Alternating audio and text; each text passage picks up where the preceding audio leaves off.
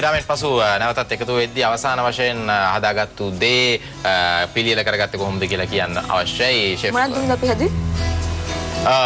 හදුවේ මොනවද ෂෙෆ් මොනවද හැදුවේ?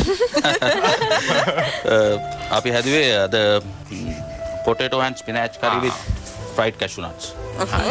ඉතින් ඊට පස්සේ දැන් අපි හිතමු දුමිදු මේක අපි දැන් මේක පිසිලා ඉවරයි කියලා. මොකද්ද මේ අලයක.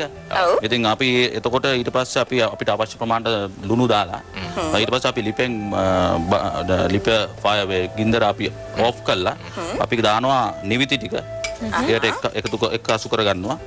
මොකද මේ නිවිති දැම්මට පස්සේ අපි සාමාන්‍යයෙන් කියන්නේ මොකද නිවිති කොලේ කළු වෙලා ඊට පස්සේ ඒ වුණොත් අර එකෙන් ගන්න තියෙන අපිට අර යකඩ ඒ පෝෂක පදාර්ථයේ ගුණයන් නැති වෙලා යනවා. ඉතින් ඒකෙන්ද අපි මේ නිවිති එක්කර සැනින් අපි නිවල ඉවරලා ඒ රස්නේ හොඳටම ඇති නිවිති කොලයක් තැම්බෙන්න. ඉතින් ඊට අමතරව වෙනම මම දැන් මේ කජු ටික මම වෙනමම යඹුරු තෙලේ බැදලා වෙනම තියා ගන්නවා.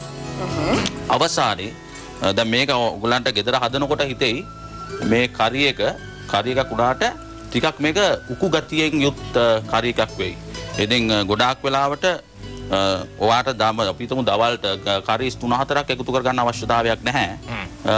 බතුයි ඒ වගේ යම් කිසි මොකක් හරි මීට් අයිටම් එකක් එක්ක මේ වගේ දෙයක් තියුණත් හොඳටම සෑහෙනවා. ඔන්න තියෙන අවසානයෙන් හදාගත්ත දේ. මොකද්ද මේ තියෙන්නේ? Potato.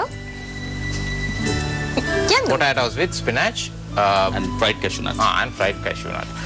Right. හරි ඔක අමතක වෙනවා. ආයි කිය ඉන්න ගියොත් එහෙම මට සිංහල කතා කරගෙන අපහසුතාවයකටපත් වෙනවා. ඉතින් ඒ නිසා බොහොමත් ස්තුතියි දුවින්දා විත් එක්ක එකතු වුණාට. හරිම ලස්සනයි ඔය තියෙන වචන.